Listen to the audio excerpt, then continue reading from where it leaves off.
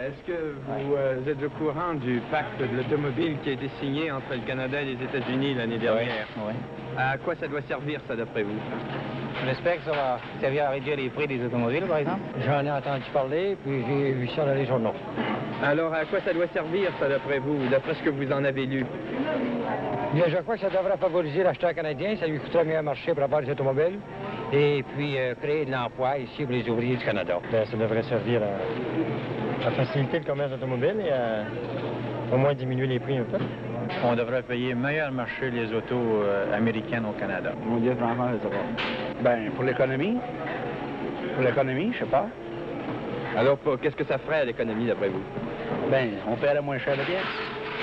Les pièces automobiles, ça voulait dire, quoi. Et ça devrait réduire les automobiles ici au Canada, le prix des automobiles. On entendait le Vox Pop, hein?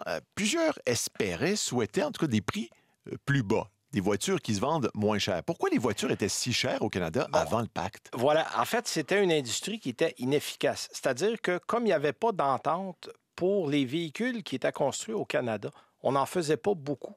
Pas assez pour fournir le marché. Donc, les emplois étaient, je dirais, non seulement mal rémunérés, mais il en aboutissait en bout de piste que les véhicules coûtaient plus cher chez nous.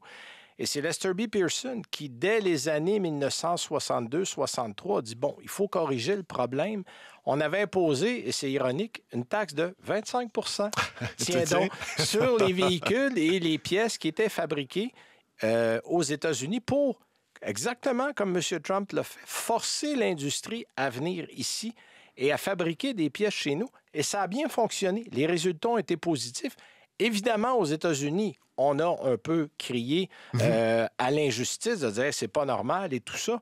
Et c'est à partir de 1963, parce que ça a quand même pris 2 ans pour négocier le pacte de l'automobile, que Lester B. Pearson et Lyndon Johnson se sont assis et ont dit, écoutez, on va faire une espèce d'entente de libre-échange, parce que c'était un peu ça. C'est ça, parce que on enlevait les droits de douane si des constructeurs américains venaient fabriquer ici. Mais là, on s'est dit, non, on va arrêter ça, là. On nuit à tout le monde, on va couper les douanes, on va enlever ça et on va faire un endroit qui va être libre.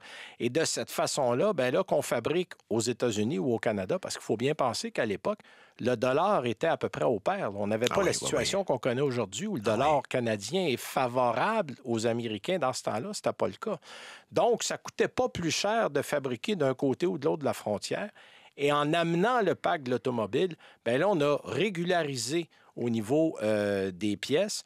On a amené des constructeurs chez nous.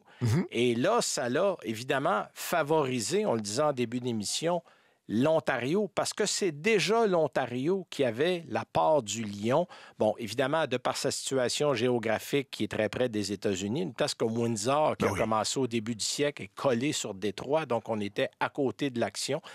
Et ça a continué. Et là, à partir de 1965, on a vu des résultats positifs, c'est-à-dire qu'on a construit beaucoup plus de véhicules qu'auparavant. Et ça a littéralement relancé l'industrie automobile canadienne.